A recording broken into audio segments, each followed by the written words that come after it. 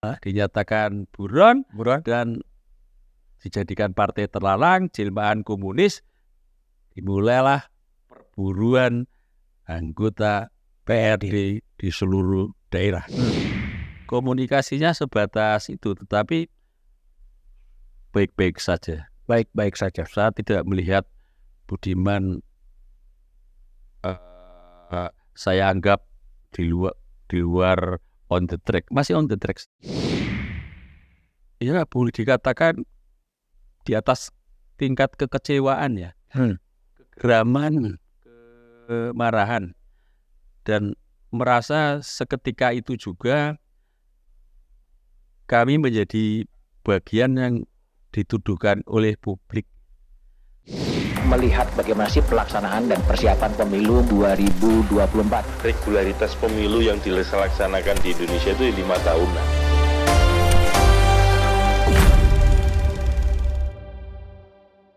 Oke, jumpa lagi di Back to BDM edisi The Candidate. Ya, ini adalah sebuah rubrik, sebuah kanal yang membicarakan dunia politik. Dan sekarang saya akan mengajak ngobrol seorang aktivis yang pernah ditahan ya pada era Orde Baru, tapi dia masih konsisten dalam jalur aktivismenya. Ya, aktivismenya dia adalah pernah satu sel bersama dengan aktivis politisi PDI Perjuangan Budiman Sujatmiko yang sekarang sedang menjadi percakapan publik. Saya akan bicara dengan mantan Sekjen Partai Rakyat Demokratik, Petrus Haryanto. Petrus, gimana kabar? Baik-baik, walaupun 3 kali seminggu harus cuci darah. Harus cuci darah? Ya. Sejak kapan? Sejak tanggal 14 Desember 2013. 2013. Setiap seminggu 2 kali cuci darah. Seminggu 3 kali. Seminggu 3 kali ya. Di RSCM. Tidak terlalu menjadi mimpi kalau di RSCM. Dia menjadi impian banyak pasien cuci darah. Fasilitasnya lengkap. Yang di cover juga lengkap, mesinnya bagus, dokternya bagus, di sana aja antri, ya. Oke. Antrinya, saya tanyakan antrinya caranya gimana ya, kamu waiting list saja, terus dipanggilnya kapan? Kalau di dalam meninggal kamu baru bisa ke sini. Lah, kalau 200 orang berarti nunggu 200 orang meninggal. Seperti itu. Oke. Petrus sekarang tinggalnya di mana? Apa? Tinggal di mana? Di sebuah kontrakan di daerah Ciganjur, Jakarta Selatan. 1 kilometer dari rumah almarhum Gus Dur, atau sekarang ditempati oleh istrinya Gus Dur di sana. Bu Nuria. Ada haulnya Gus Dur. Kita tahu keramaian di sekitar jalan Ciganjur. Ciganjur kan kecil. Masih ngontrak di sana? Apa? Masih ngontrak. Ngontrak? Iya, ngontrak dah. Sebenarnya berhasil mencicil 10 tahun, tapi ada di Bogor karena saya sakit. Rumah sakit lebih bagus di Jakarta. Saya memilih tinggal di Jakarta. Ada rumah cicilan kecil ya, tapi saya tinggalkan di Bogor. Tinggal di Bogor. Sekarang milik rumahnya Budiman, orang tuanya Budiman. Oh, dekat juga di Bogor dengan orang tuanya Budiman Sujatmiko. Ya. Oke. Kalau saya bicara soal Petrus Haryanto, tentunya saya teringat ya sebuah peristiwa yang terjadi di LBH di Jalan Diponegoro 74 pada tahun 1996. Petrus masih ingat dengan foto ini? Iya, masih ingat. Masih ya? Tanggal 22 Juli 96, 27 tahun yang lalu. 27 tahun yang lalu ya. Ini yang paling ujung sebelah kanan adalah Yakobus Eko Kurniawan. Lalu yang baju kotak-kotak saya sendiri, Petrus Haryanto, dan yang sebelah kiri dengan Sujatmiko masih kurus. Masih kurus? Ya, ceking sekali itu. Sekarang juga masih ceking kan? Ya, tidak seceking dulu. Dulu kurus sekali. Untuk memakai celana panjang aja harus double di dalamnya training agar tidak melorot. Kadang celana sama trainingnya balapan. Itu lalu sebelah kiri Ari Trismana, Ari Trismana, dia visip Undip. Visip Undip. Ya. Dan itu Petrus waktu 22 Juli 1996 masih mahasiswa di Undip. Masih Undip saya. Masih Undip. Belum dipecat oleh Muladi. Undip ada 3. Ada 3. Yang cewek satunya Francisca Riasati dari visip Undip juga. Saya dari sastra. Dari sastra. Ya. Oke. Ini peristiwa ini itu ceritanya gimana sih? Tiba-tiba di tengah Orde Baru yang begitu kuat tiba-tiba mendeklarasikan yang namanya Partai Rakyat Demokratik bersama dengan Budiman. Prosesnya panjang. Tidak ujuk-ujuk atau seketika atau sekonyong-konyong. Tapi dia merupakan bagian proses dari gerakan mahasiswa pasca 78, di mana mahasiswa waktu itu mengalami kekalahan, Soeharto berhasil memenangkan, berhasil ditegakkan rezim NKKBKK, mahasiswa masuk kampus, depolitisasi. Kami baru lahir, kami itu maksudnya gerakan-gerakan itu mulai muncul kembali. Ya bisa dikatakan momentumnya taruhlah peristiwa Kedung Ombo. Peristiwa Kedung Ombo itu mendorong berbagai gerakan dari kota-kota lain untuk bersolidaritas. Waktu itu masyarakat Kedung Ombo ada yang menolak ditenggelamkan oleh waduk yang dibangun oleh Soeharto.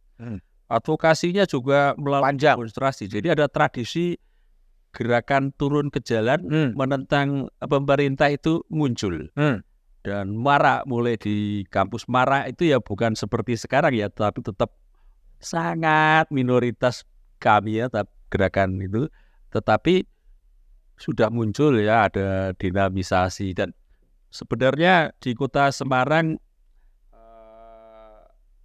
belum terlalu maju ya. Saya ada di Semarang dan mencoba membuka jalan bagi gerakan. Saya organisir mahasiswa. Budiman waktu itu dari Jogja. Dari Jogja dia organisir tani.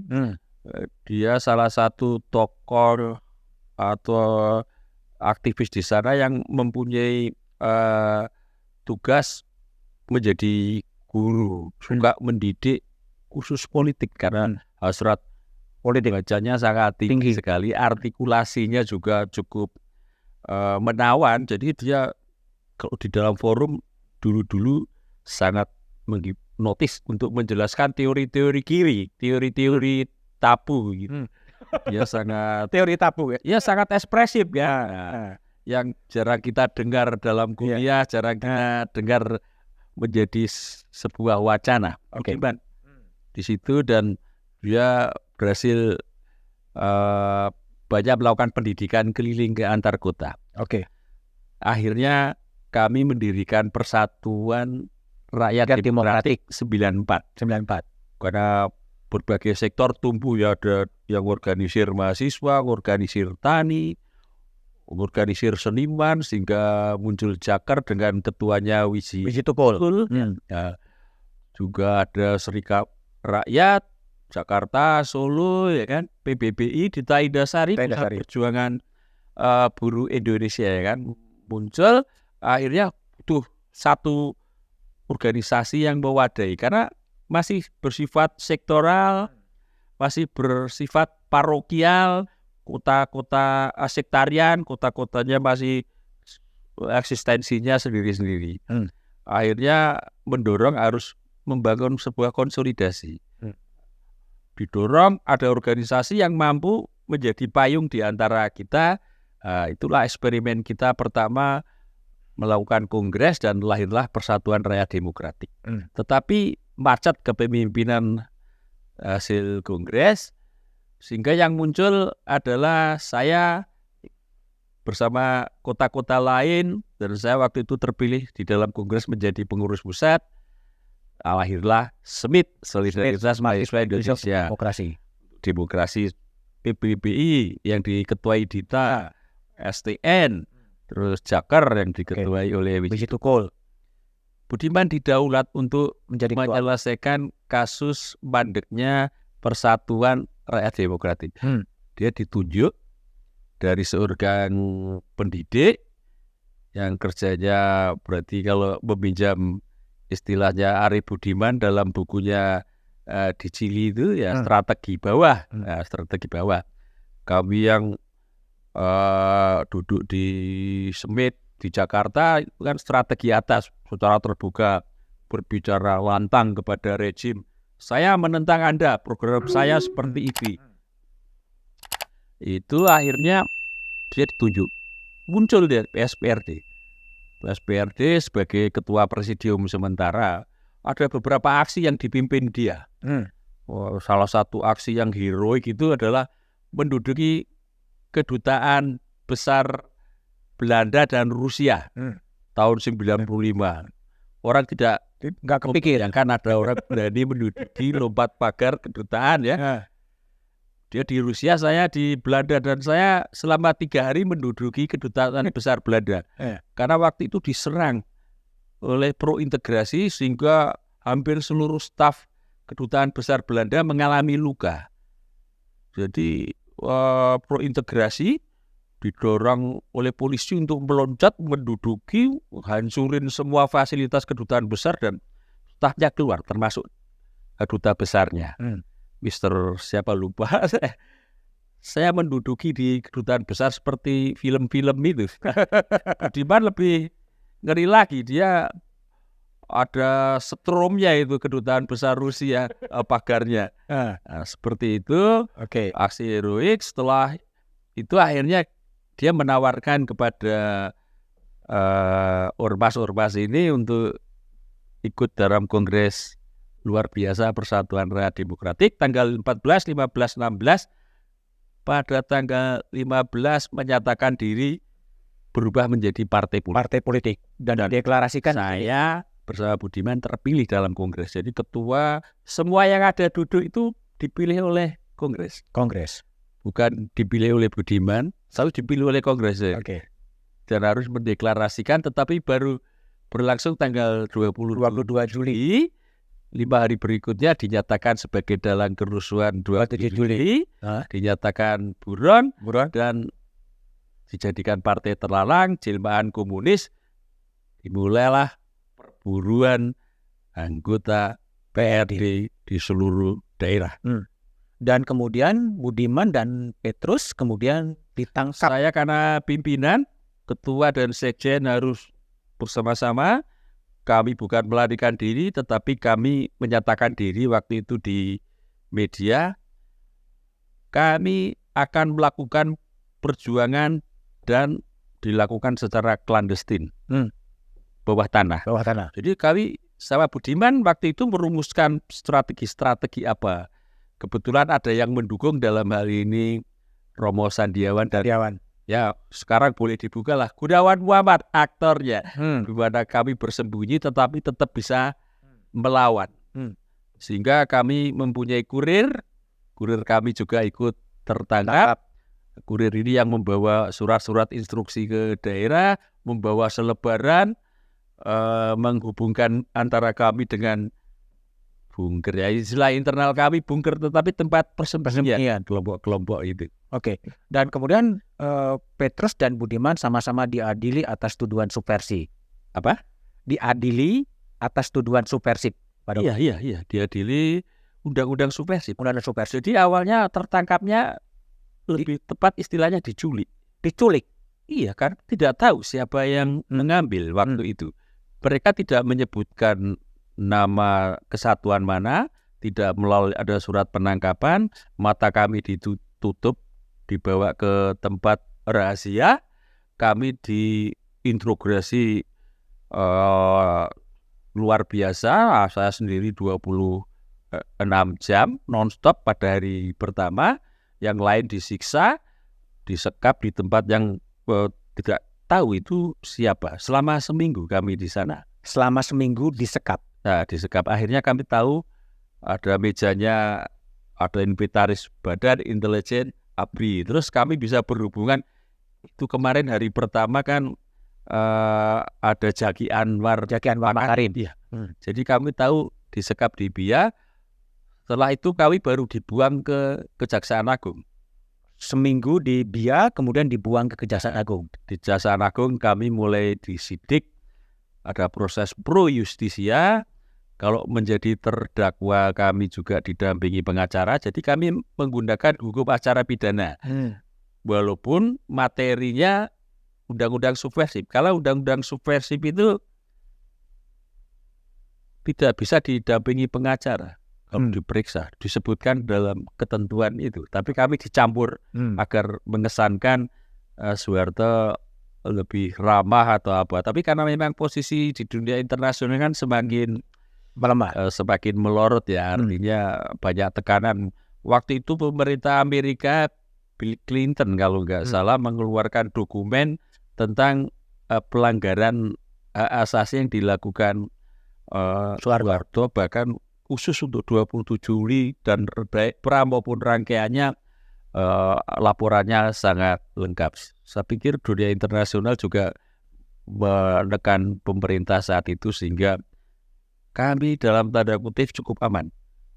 Karena integratornya ngomong, kalau kamu dulu kamu hancur seperti kasus-kasus subversif yang lain. Dan betul, kami mewawancarai kasus Lampung lah contohnya.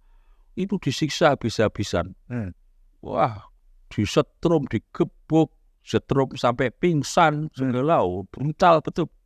Nilai-nilai kemanusiaan dilanggar semua.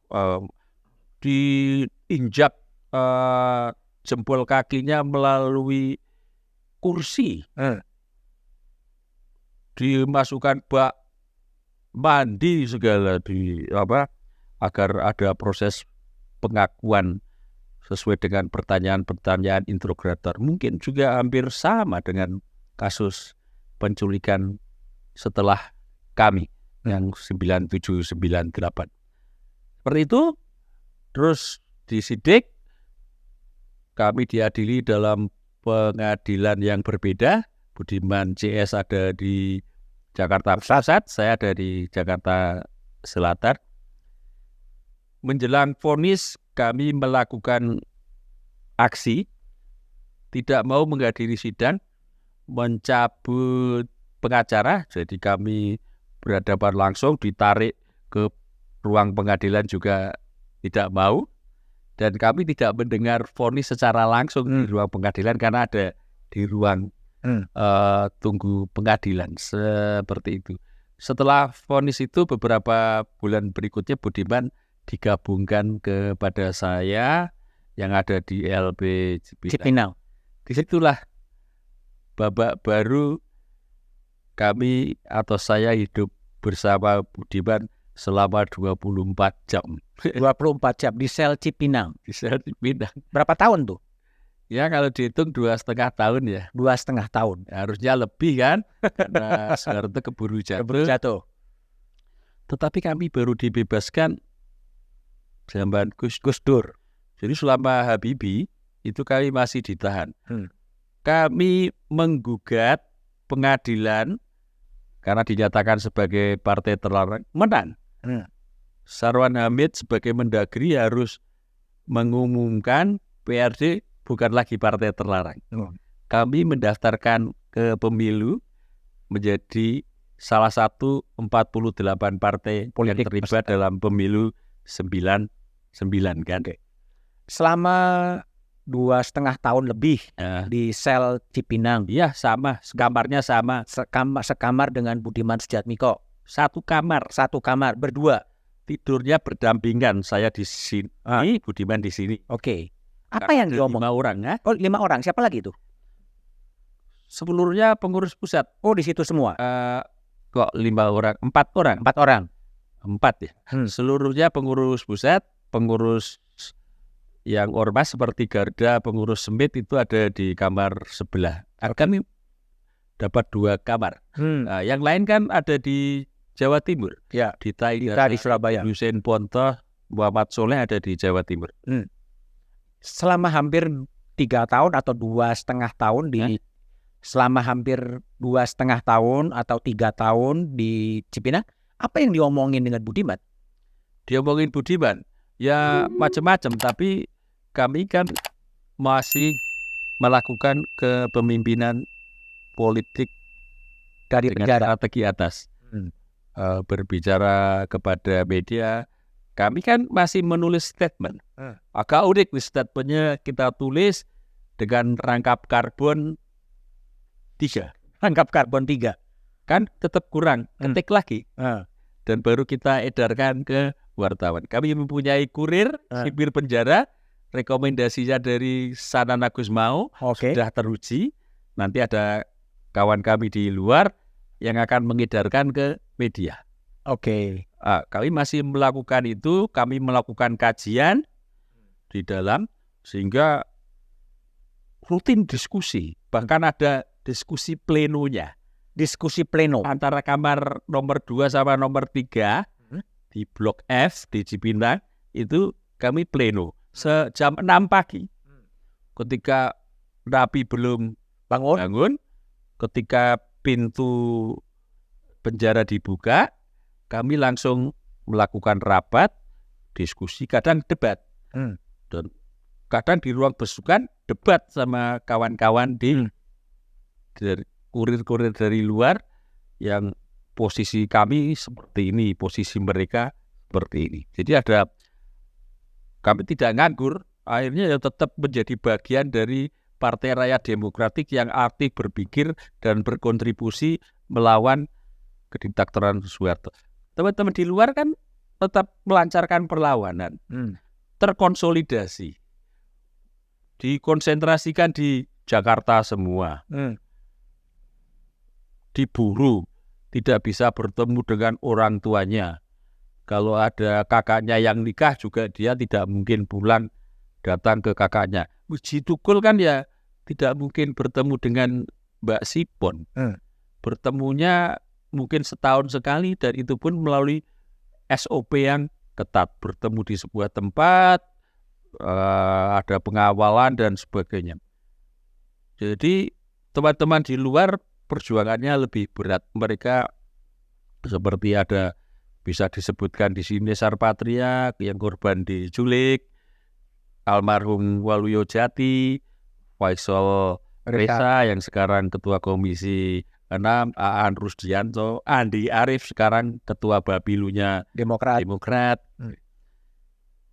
Itu semua membangun kolektif dan tetap berjuang di luar dengan sistem sel. Dan membangun organisasi-organisasi, komite-komite. Karena teori kami, kalau perlu organisasi kematian saja kita organisir kalau dia bisa melawan. Organisasi kematian. Jadi hampir semua, termasuk ke mahasiswa, beberapa yang kami organisir menjadi tokoh kunci KPUI. Seperti itu misalnya. Di Bandung seperti itu, di Yogyakarta seperti itu. Saya sudah menulis, ada tulisan di Historia tentang bagaimana waktu klandestin menjelang Soeharto jatuh, apa yang kita lakukan dalam membangun gerakan mahasiswa, kelompok-kelompok mana yang kita organisir dan di bawah kendali PRD bawah tanah. Jadi selama 2,5 tahun satu sel dengan Budiman, yang dipikirkan adalah tetap perjuangan PRD ya? Ya ada hal-hal yang sifatnya romantis misalnya kan. Budiman kan waktu itu memperoleh pacar yang pertamanya di Cipinang. Iya. Oke. Budiman itu dikenal sebagai aktivis yang tidak mau bersentuhan dengan dunia pacaran. Silakannya jatuh cintanya ketika buronan. Ya, kalau buronan memang harus kita akui dia blank. Terpengaruh oleh jatuh cintanya itu ya, yang membuat aku pusing juga. Saat-saat genting malah jatuh cinta pertama kali. Dan di penjara jatuh cinta itu akhirnya dia berhasil mendapatkan pacar, relawan di anak buahnya Romo Sandiawan, dan dia berhasil memacari, dan ya tentunya diskusi soal hal-hal di luar politik ya banyak kan. olahraga menjadi kegemaran kita, walaupun Budiman tidak suka olahraga, tetapi di kehidupan di penjara kan kami masih bisa olahraga. Main band, main band, beribadah gitu kan. Saya bersama Pak Mukhtar Paban pernah mengadakan kebaktian di dalam sel. Pak Mukhtar jadi pengkhotbah, saya pengiring musik, lagu-lagu kebaktian. Lagu kebaktian. Ya seperti itu ya kan. Menanam bonsai, menanam bonsai, dan kami di sana belajar mandiri, masak sendiri. Saya kebetulan bersama Budiman tim masak. Ya, masak apa? Sekitar jam 12 kita makan bareng, dan untuk jam 12 sampai sebelum sore makan hari. Jadi penjara Cipinang ini agak unik nih. Dia tidak bisa diperketat karena akan digoyang oleh napi. Di situ napi kriminalnya top. Nggak ada satu manajemen yang ketat bisa dilakukan di situ. Jadi sebenarnya penjara itu sangat minim penjagaannya. Dia tidak akan mampu mengatasi kalau napinya berontak. Kan pernah penjara Cipinang diduduki oleh napi dan dikuasai oleh napi. Seperti itu. Jadi kami sempat menyaksikan kalau di LP Cipinang itu bisa dikudeta di mana napi berkuasa di dalam. Dan bukan cerita, bukan isapan jempol.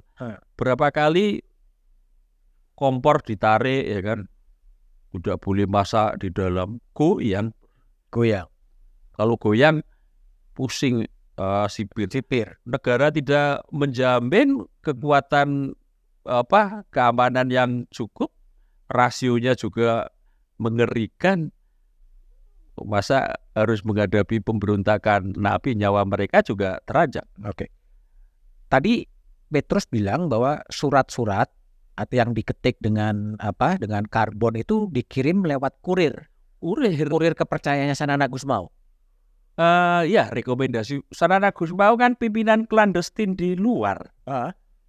Bahkan jangankan waktu bom meledak, bom di Kudus, di Demak, Brigade Negra atau apa ya, di Kudus itu kan ada jejak Sanana. Makanya di dalam penjara Sanana disidik. Disidik. Ada integrator yang masuk ke LP, dan di ruang besukan itu kan yang membesuk rata-rata kurir, kita tahu. Jadi perjuangan di Pulau Jawa kerjasama organisasi Sanana dengan kami terbentuk. Jadi ada satu tempat yang sifatnya klandestin sebelum kami di penjara. Kebetulan saya yang boleh datang ke situ ya, dari kantor PRD pusat ya. Di situ kita bisa bertemu dengan orang-orang Sanana yang suka membawa pesan-pesan. Sanana yang menginstruksikan ini dalam, dan Sanana juga dibantu di dalam, kan ada stafnya juga. Jadi kepemimpinan, karena figur Sanana mau satukan ya. Kalau ngomong Budiman, kalau ngomong soal Budiman Sujatmiko, itu Petrus terakhir komunikasi dengan Budiman kapan? Terakhir waktu ada kebakaran LP di Tangerang yang menewaskan beberapa napi. Waktu itu akhirnya mantan Napol LP Cipinang itu bereuni dan akhirnya mendirikan forum untuk melakukan statement bahwa walaupun itu napi kriminal, negara tidak boleh menyia-nyiakan nyawa manusia, harus dihormati dan dijunjung tinggi nilai-nilai kemanusiaan juga, karena keteledoran kebakaran itu. Nah, Budiman hadir walaupun telat, dan diskusi kita lebih didominasi Budiman dengan ide-ide tentang Bukit Al-Quba dan Revolusi 40 ya, dengan usaha-usaha dia untuk mengumpulkan orang-orang bertalenta dari berbagai belahan dunia untuk membangun satu konsep bagaimana Indonesia fokus dalam mengembangkan teknologi agar bisa bersaing di dunia internasional ya. Seperti itu Budiman lebih banyak membicarakan itu, juga termasuk bagaimana desa-desa melek terhadap internet, artinya ada akses internet secara luas gitu. Sehingga mendorong desa mengalami kemajuan karena desa juga harus sudah terinternetisasi. Seperti itu ide-ide dia. Dia berbicara dan ada beberapa teori yang saya tidak memahami tentang kuantum dan sebagainya. Dia sangat fasih, seperti itu, dan dia membawa anak-anak muda itu diperkenalkan kepada aku. Itu terakhir ya, walaupun sejak sama-sama kami tidak tergabung dalam organisasi manapun, saya tidak bergabung dengan Budiman juga, sering ada pertemuan ya sifatnya kemanusiaan bukan politik, seperti dia membantu pengobatan saya terkena stroke kan, di rumahnya pengobatan alternatif, atau dia membiayai awal-awal saya cuci darah seperti itu. Tetapi sejak akhir-akhir ini terputus ya secara pertemuan, tetapi masih memungkinkan diakses. Tolong dong, ada buruh perkebunan yang mengalami masalah, Hendardi mau ketemu karena Hendardi pembelanya, temui dong.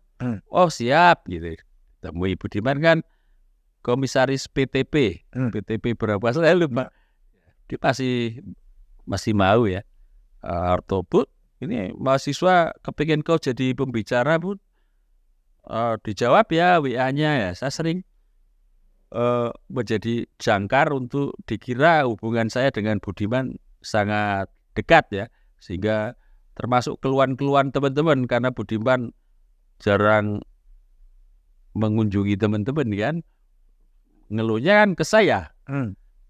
Misalnya Budiman kan jarang, belum pernah sekalipun katanya teman-teman yang di IKOHI bahwa dia mengunjungi keluarga korban. Kayak istrinya Sipon kan kepingin ketemu Budiman, ya, menyampaikan ke Budiman seperti itu.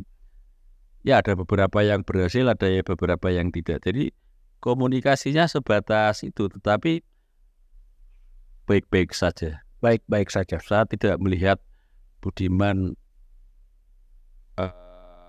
saya anggap di luar on the track. Masih on the track saya pikir, dan saya masih melihat secara pribadi dia bagian dari politisasi yang tidak politisi yang tidak neko-neko dan banyak melakukan manuver-manuver politik yang tidak etis, melanggar etika dan tetap menjaga integritas dia gitu kan, dan banyak berbicara dengan nilai-nilai idealisme kan, ngomongin tentang desa karena saya tahu sendiri bahwa dia adalah salah satu tokoh kunci lahirnya Undang-Undang Desa.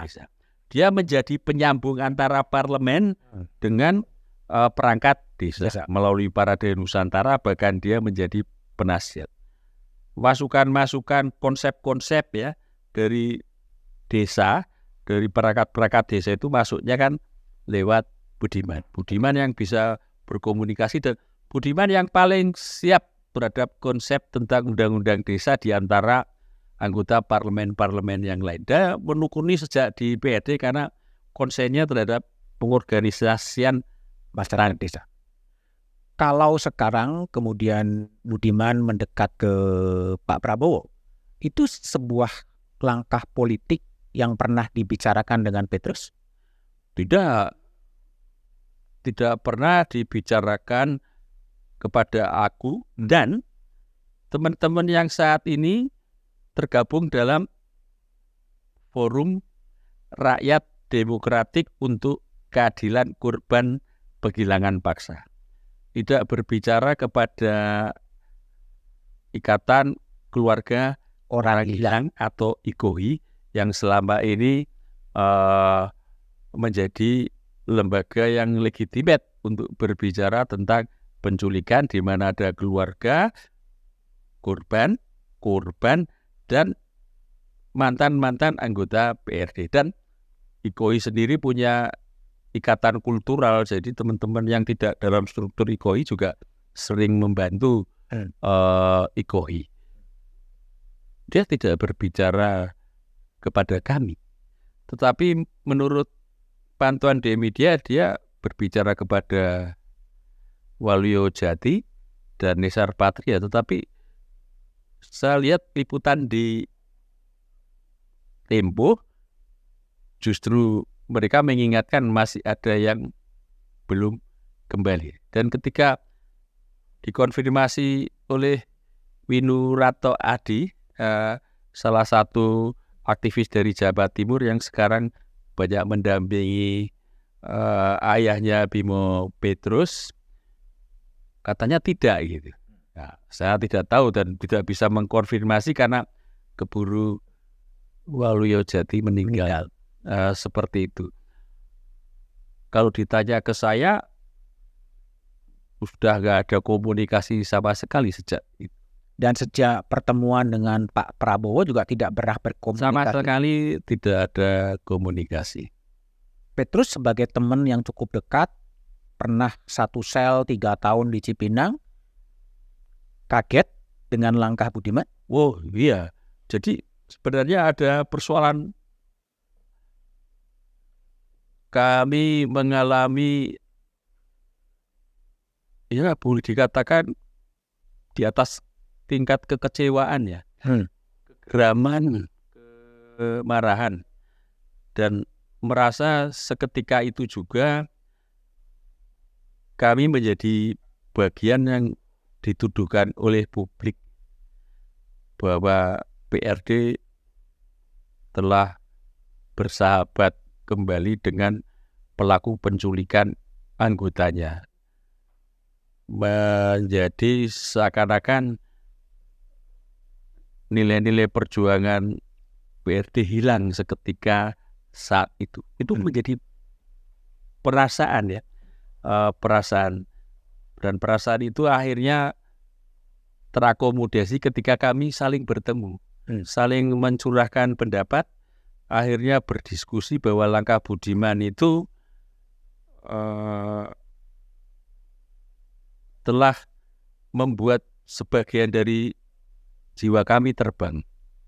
Kami ini adalah bagian yang merasa bahwa menjadi aktivis PRD di masa lalu adalah sebuah kebanggaan dan itu harus dijaga nilai-nilainya sampai hari ini. Maka kami kebanyakan mengambil posisi, kalaupun jadi politisi ya politisi yang harus mampu menjaga integritas.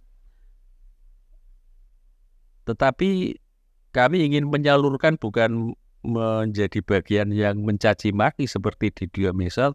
Kami ingin melakukan itu dengan cara sistematis, secara konseptual. Kami akhirnya menyatakan diri menjadi forum rakyat demokratik untuk keadilan keluarga penghilangan paksa, dan tanggal 27 Juli kami menyatakan statement kepada Budiman. Apa yang dilakukan Budiman itu telah mengkhianati keluarga korban, telah mengkhianati kawan-kawan seperjuangannya, bahkan lebih dalam lagi dia telah mengkhianati nilai-nilai demokrasi dan nilai-nilai kemanusiaan. Tapi Petrus, apakah teman-teman PRD tidak berkeinginan untuk meminta klarifikasi dari Budiman Sujatmiko? Langkah klarifikasi. Apa yang terjadi misalnya?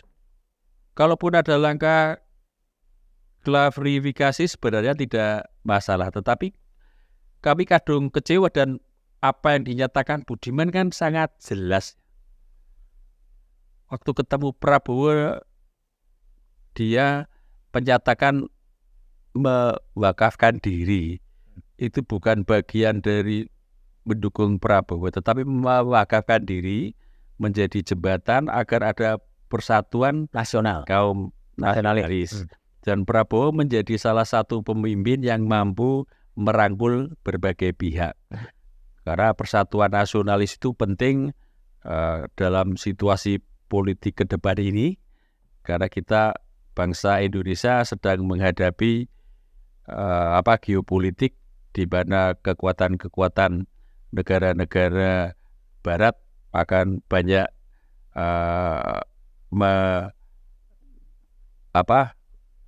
mengganggu proses kebijakan Jokowi dalam konteks hilirisasi dan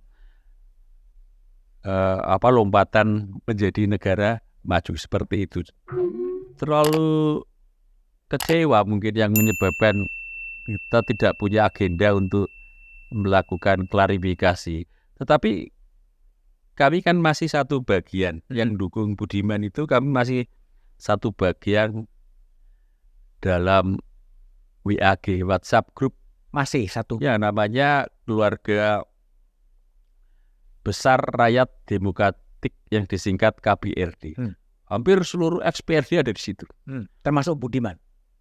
Bukan, maksudnya sebelum ada Budiman. Sebelum ada Budiman. Dan itu belum dibubarkan. Ya, akhirnya ribut di situ. Ya, itu sebenarnya proses klarifikasi apa sih yang terjadi maui dengan konsep persatuan nasionalis. Dan kami melihat itu hanya akal-akalan saja untuk melegitimasi bersekutu atau mendukung Prabowo. Itu adalah sesuatu yang mau tidak mau harus dilakukan. Dia kehendak sejarah, bahkan Budiman mengatakan tugas sejarah. Karena Prabowo adalah pemimpin strategis ke depan. Tidak ada sih saya melihat bahwa ada konsep besar, ide besar di situ. Motifnya hanya sekedar politik pragmatis. Bahkan kita tegas-tegas menyatakan Budiman mempertontonkan politik oportunis. Ya, karena kami mempunyai fakta bahwa Budiman karir politiknya mandek di PDI Perjuangan. Mungkin ini kritik kepada PDI Perjuangan kalau saya boleh menyatakan ya, orang sekaliber Budiman yang mempunyai talenta menjadi politisi tidak diberi peran sama sekali, bahkan bukan perannya kecil, tetapi saya lihat tidak diberi peran sama sekali. Budiman bicara ke saya melalui WA bahwa dia disingkirkan 5 tahun yang lalu. 5 tahun. Dia dipindah dapilnya dari Cilacap, di mana dia memenangkan 2 kali dengan suara terbanyak.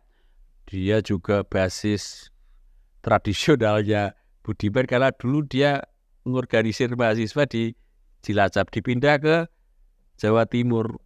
Kalau orang partai itu artinya dia digulingkan menjadi anggota parlemen, karena dibuat pasti tidak jadi kalau ada perubahan seperti itu. Apalagi sekelas Budiman yang ya kita tidak pernah melihat Budiman menjadi politisi yang mempunyai kehidupan mewah, berhasil mengumpulkan pundi-pundi yang luar biasa di parlemen. Ya akan susah sekali kalau dapilnya dipindah menjelang pemilu periode yang lalu. Jadi itu adalah bagian upaya Budiman untuk tetap meneruskan karirnya dan melihat peluang itu ada di Prabowo. Karena elektabilitas Prabowo akhir-akhir ini mentereng. Kan sebelum Ganjar ada ribut. Sebelum Ganjar menurut Litbang Kompas lebih tinggi dari Prabowo, bukan head to head ya. Saya melihatnya ke arah sana, maka kita katakan dia mempertontonkan politik oportunis. Selama ini track record-nya tidak seperti itu, tetapi ini politik oportunis agar dia tetap berlanjut karirnya, karena ikut Prabowo berarti masa depan politik dia akan cemerlang, karena Prabowo ditengarai akan memenangkan Pilpres, seperti itu. Oke. Jadi politik oportunis yang diambil oleh Budiman karena dia merasa disingkirkan oleh PDIP. Ya mungkin ya mandek lah, paling Mandek. tidak kan secara terbuka apa sih peran Budiman di PDI, anggota parlemen, tidak menjadi unsur pimpinan DPP, tidak, DPC tidak, di badan-badan PDI tidak, menjadi menteri dari PDI juga tidak, menjadi calon wali kota, calon gubernur, calon bupati juga tidak, apa, menjadi juru bicara PDI juga tidak. Dia kan berbicara di Twitter, berbicara atas dirinya sendiri. Kegiatan-kegiatannya kan tidak kegiatan-kegiatan yang menjadi program PDI Perjuangan. Bukit algoritma, terus berbicara di desa-desa tentang internetisasi di desa-desa, itu kan bukan program yang nyata-nyata dilakukan oleh PDI Perjuangan. Itu adalah idenya Budiman. Padahal menurut Petrus, Budiman adalah sosok politisi yang sebetulnya potensial.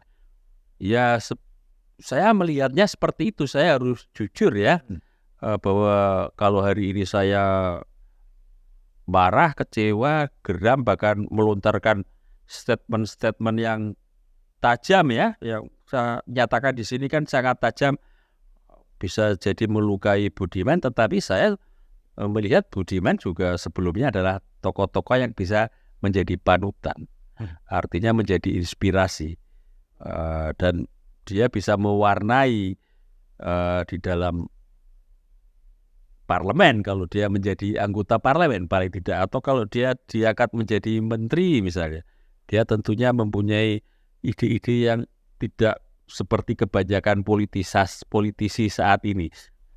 Potensinya saya melihat ke sana karena dia secara ide, secara tempaan sejarah, dia diajarkan bagaimana berpolitik itu adalah berjuang. Berpolitik itu adalah membela rakyat, kepentingan rakyat. Itu kan historis yang dibawa Budiman sampai dia merelakan dirinya, kuliah dia tinggalkan, hubungan dengan orang tua tidak sehangat mahasiswa yang lain, dan ketika dipilih di Kongres menjadi ketua umum kan dinyatakan, apakah Budiman berani menghadapi 4B? Buang, bunuh, boy. Berani. Dan dia tunjukkan di dalam pengadilan, dia begitu melawan di pengadilan, video-videonya juga ada bagaimana dia berorasi di pengadilan ketika vonis, bagaimana dia melawan, kita mogok makan. Saya bersama Budiman mogok makan total, dia harus dibawa ke rumah sakit. Saya tidak dibawa ke rumah sakit karena saya mempunyai hipertensi. Jadi di situ ketahuan ada hipertensi yang menyebabkan saya saat ini gagal ginjal.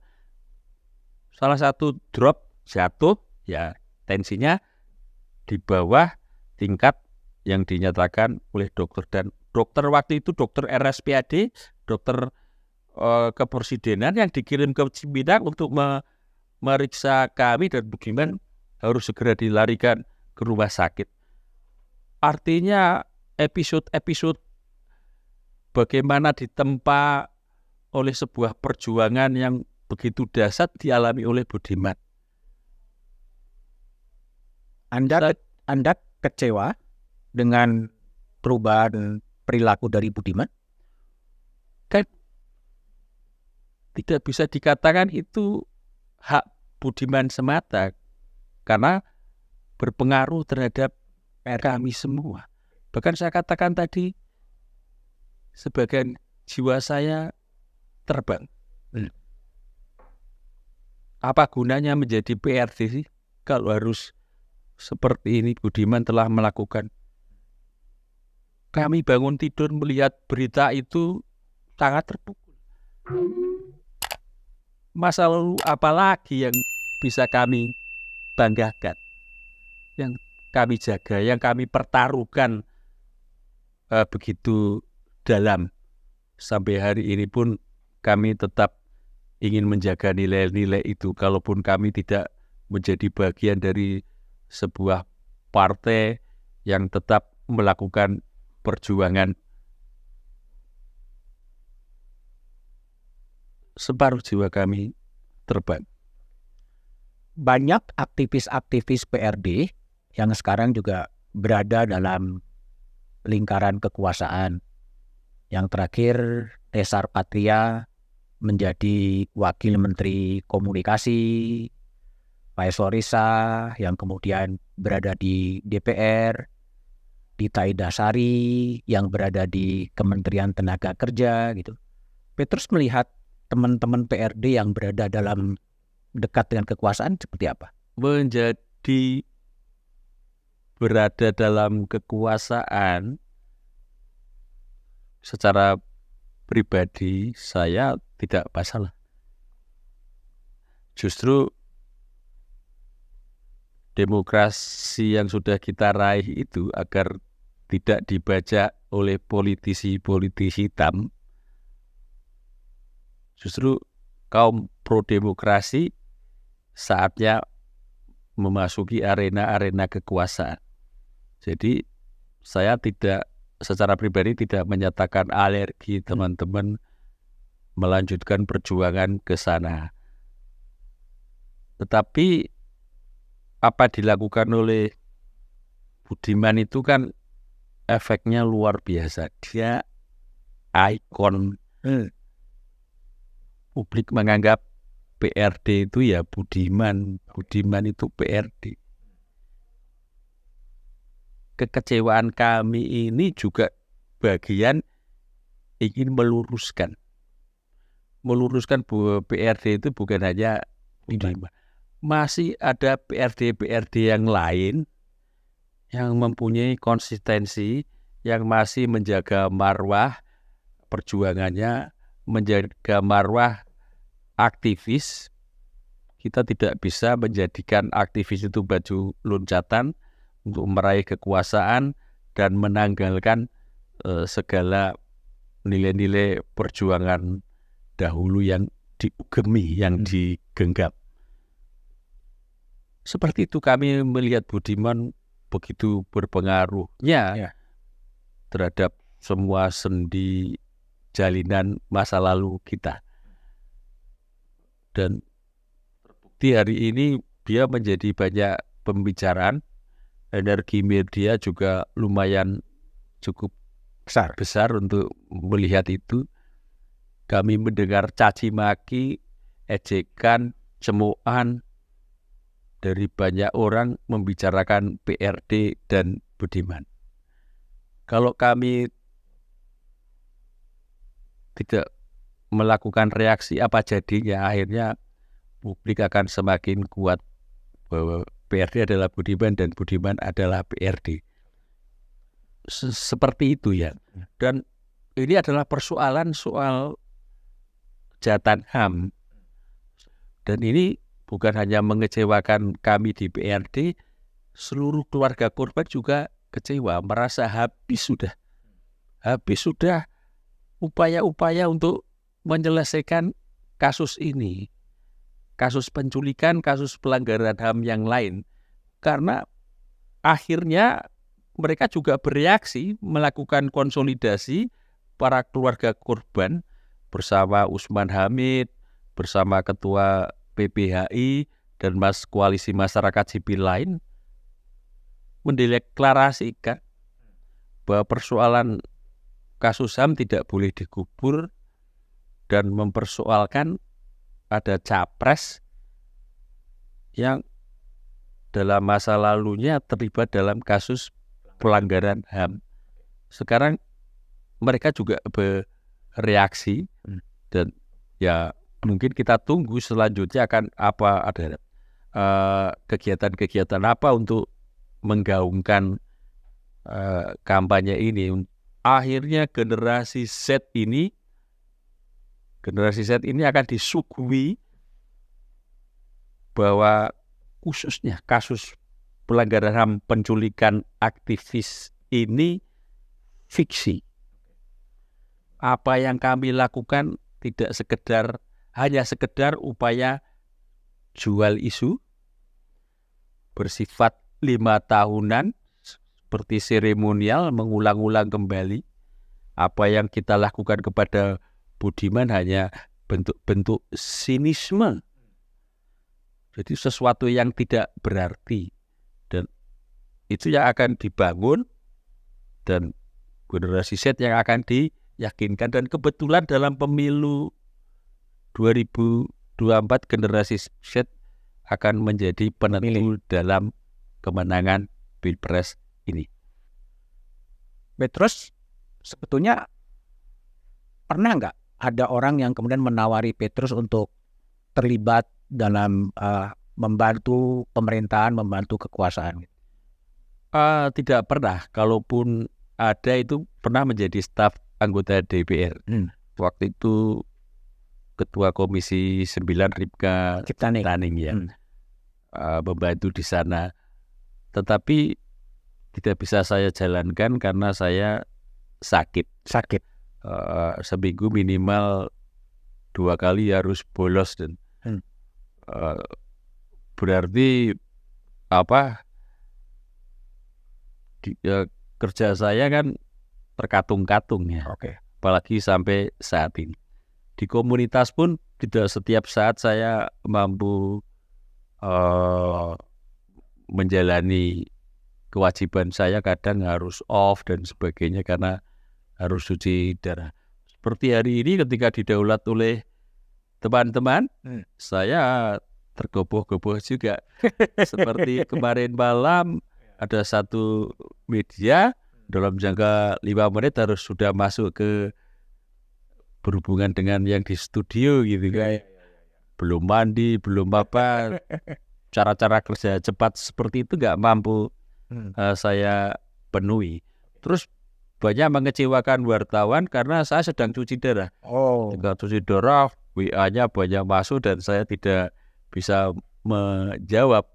Jadi hari free saya itu hanya hari Kamis sama Jumat.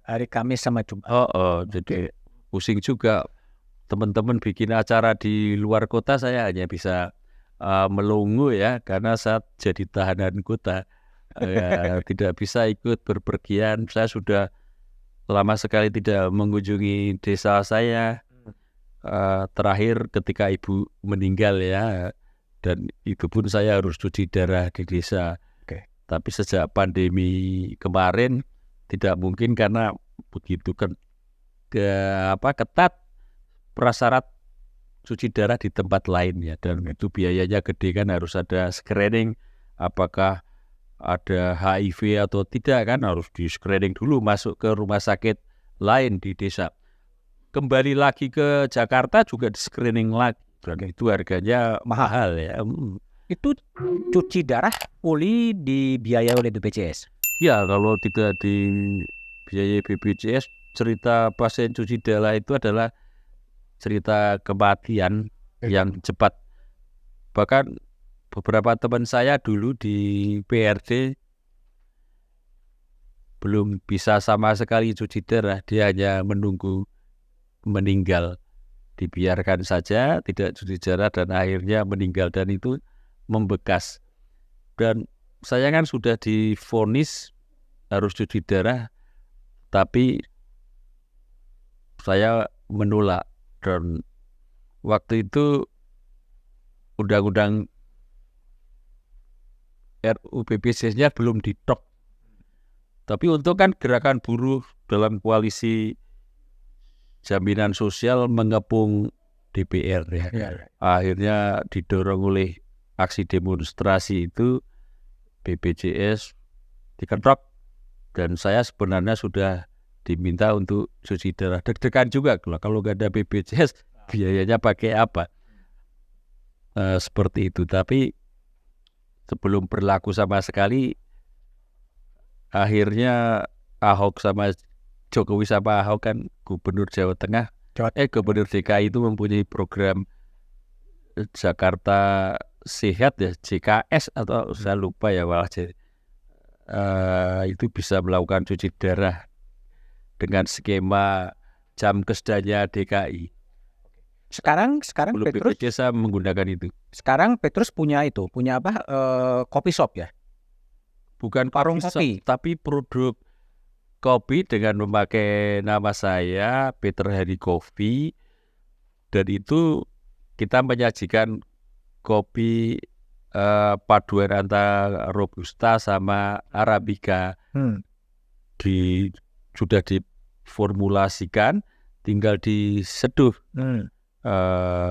Jadi takarannya sudah pas, bawa kemana-mana kita tinggal menyeduh pakai air panas dengan derajat tertentu akan menghasilkan aroma kopi yang nikmat. Karena kalau 100 derajat akan pahit, terlalu panas. Dan itu lebih kepada membantu petani di daerah Sarunggi. Dia berbatasan dengan Taman Nasional Pangrango, Gunung Gede, di mana mantan Direktur Radio 68H Santoso itu sekarang menjadi petani di sana, membina petani sayur mayur agar mau beralih ke petani kopi, karena pertanian kopi itu disertai pohon-pohon keras sehingga proses penggundulan hutan itu bisa berhenti dan justru terjadi proses reforestasi ya, artinya penghutanan kembali.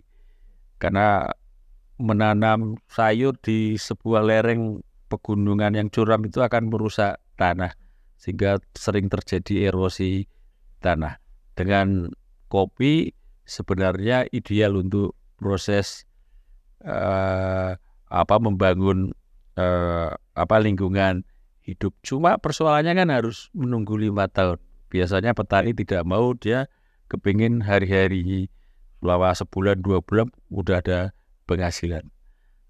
Memang hari ini masih campur sari ya, antara tetap berkebun sama menanam kopi. Tetapi kalau sudah 5 tahun umur kopi akan produktivitasnya meningkat dan dia akan menghasilkan kopi yang mungkin lebih menguntungkan dari menanam sayur, dan dia menjadi daya tarik bagi petani lain. Itu sebuah gerakan seperti itu, sebuah gerakan yang cukup membuat kita respect ya apa yang dilakukan Santoso. Nanti ya kita lihat 4 tahun lagi seperti apa reaksi petani di sana, karena produktivitasnya akan meningkat. Ada sekitar 100 petani yang mengikuti jejak Santoso, dan dia menjadi pembina petani untuk melakukan program Jokowi hutan sosial ini. Jadi hutan yang diserahkan kepada petani untuk mengelola dalam jangka waktu tersendiri dan harus dilakukan oleh kelompok tani seperti itu. Dan Santoso, tapi kopinya bagus. Sekarang itu menjadi revenue-nya bagus, yang beli banyak juga di kopinya. Ya, ketika muncul manuver Budiman ini agak tersendat-sendat, karena ya juga itu sangat tergantung oleh saya untuk menawarkan juga, untuk berpromosi juga ya. Besok kita akan menggelar kopi dalam acara peringatan 60 tahun Wiji Tukul. Kita akan full tim di sana, seduh bahkan. Jadi seduh langsung kita kopinya itu.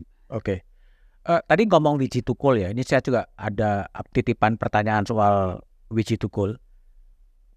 Peran Wiji Tukul di PRD seperti apa? Wiji Tukul di PRD perannya seperti apa? Perannya seperti apa? Oh, dia bagian terpenting dari PRD juga, karena kan dia pimpinan Jaker kan.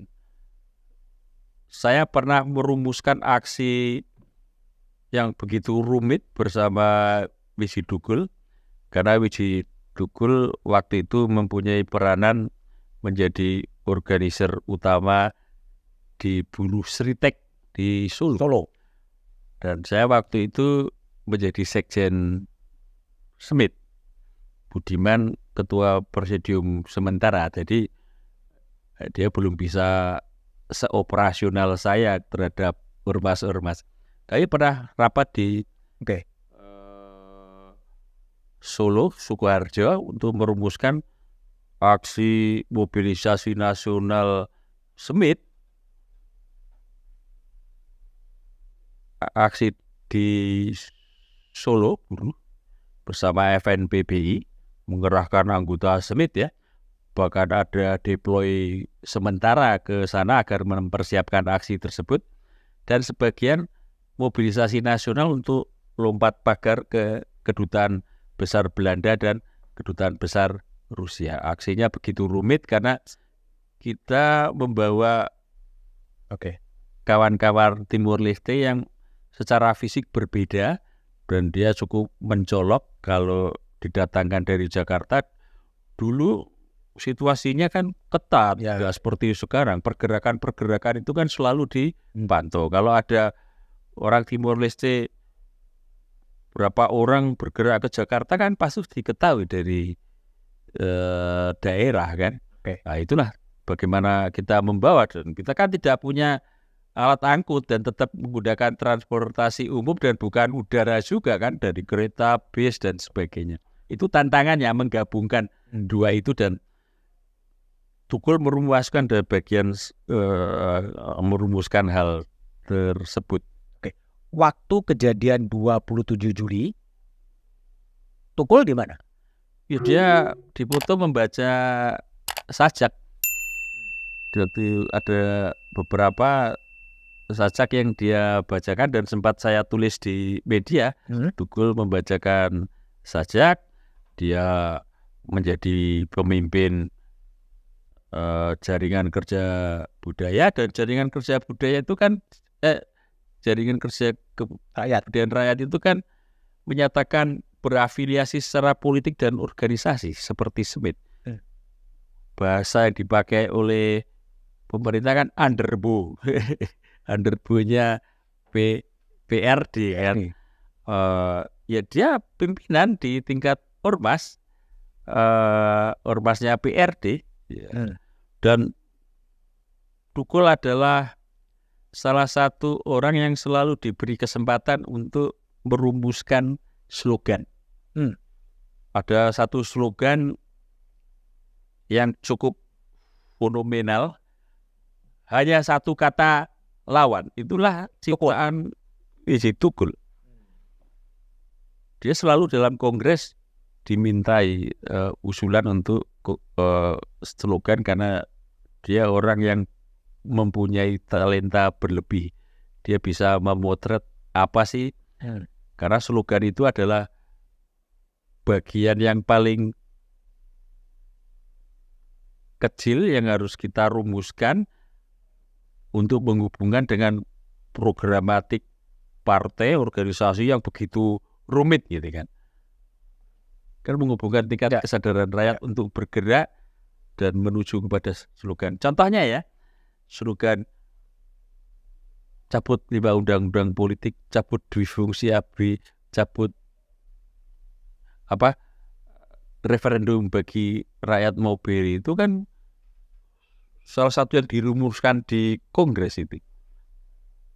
Walaupun bukan usul Dugul, tetapi itu bagian terpenting dari hal yang diputuskan PRD untuk menyambungkan programatik yang rumit kepada tingkat kesadaran rakyat untuk bergerak sesuai dengan arah kemauan kita. Jadi slogan itu bukan sesuatu yang genit tanpa makna yang dalam, tapi itu bagian dari strategi perjuangan. Terakhir sebelum Dugul hilang, Petrus pernah bertemu dengan Dugul di mana? Begini, cerita soal Dugul resminya begini. Jadi ketika saya keluar dari penjara, saya bertemu dengan teman-teman di luar. Saya menanyakan kenapa di antara kalian tidak ada Wiji Tukul. Saya bertanya khusus, serius saya bertanya. Jawabnya Wiji Tukul masih bersembunyi. Kata keluarga, Wiji Tukul masih bersembunyi. Ya, kita tunggu agar dia mau menampakkan diri dan beraktivitas kembali. Tahun 99 itu kan, bulan Desember menuju tahun 2000, di mana reformasi sudah terjadi 98. Ada selisih waktu 2 tahun, kok Tukul tidak muncul. Saya keluar penjara, menjabat kembali menjadi Sekjen PRD, Budiman menjadi Ketua Umum. Di bulan Januari, akhir bulan Januari, saya bertanya kembali dan mendesak teman-teman yang di luar, kenapa Tukul nggak muncul-muncul? Masa situasi sudah damai, sudah tidak represif, dia tidak muncul. Akhirnya saya mengusulkan di rapat pleno untuk membentuk tim pencari fakta dan diketuai oleh Yogobus Eko Kurniawan. Tim itu serius, memerlukan dana, memerlukan investigator, dan mewawancarai banyak pihak. Banyak pihak itu termasuk keluarga Wiji Tukul, Dewan Perpustakaannya Belanda itu KITL, Yap, yang dia sering berhubungan dengan Yap, berhubungan dengan Stanley, berhubungan dengan pihak-pihak yang waktu itu Tukul terlibat dalam penggalian kuburan massal terhadap seniman-seniman yang sering berhubungan dengan Tukul. Akhirnya kesimpulannya Wiji Tukul hilang. Kesimpulan tim pencari fakta dilaporkan ke pengurus pusat dan kami juga gamang ingin menyatakan ke publik Wiji Tukul hilang itu takutnya kalau bersembunyi.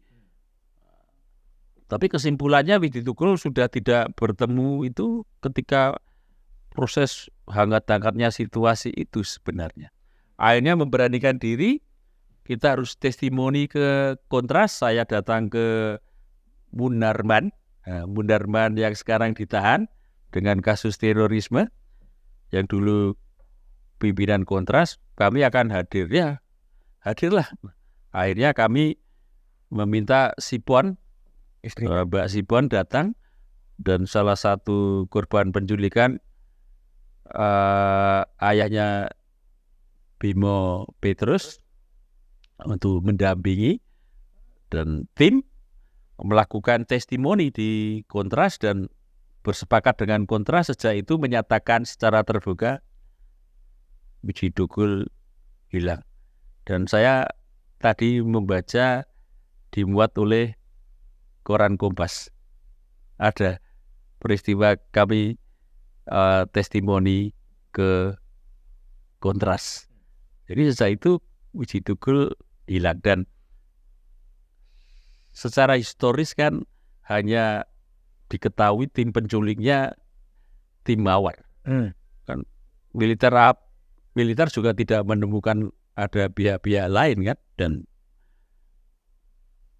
yang hanya diketahui adalah timnya Mawar, dan kami menyatakan bahwa itu dilakukan oleh tim Mawar hilangnya Tukul, karena Tukul itu pimpinan PRD bawah tanah. Tukul melancarkan perlawanan terhadap Soeharto dan dia adalah target. Ketika PRD dinyatakan buronan kan rumah dia di Satroni, dicari-cari. Selama saya belum tertangkap, rumah Tukul sudah di Satroni. Udah istrinya juga dipaksa di mana Wiji Tukul. Wiji Tukul menjadi buronan utama PRD ketika kasus 27 Juli. Catatan itu ada di berbagai media. Baik, terus teman-teman, itulah obrolan saya dengan Sekjen PRD yang pernah satu sel dengan bestinya. Bestinya itu Budiman Sujatmiko. Dan itu adalah, saya sudah berbicara dan ngobrol dengan Budiman Sujatmiko, dan sekarang saya berbicara dengan bestinya, teman satu selnya, Petrus Haryanto, yang tetap karena alasan kesehatan memang lebih berfokus kepada pengembangan di civil society, khususnya bagi juga pasien-pasien yang gagal ginjal, meskipun advokasi politiknya tetap berjalan. Thank you. Terima kasih diundang di tempat ini yang biasanya saya tonton. Melihat bagaimana sih pelaksanaan dan persiapan pemilu 2024. Regularitas pemilu yang dilaksanakan di Indonesia itu 5 tahunan.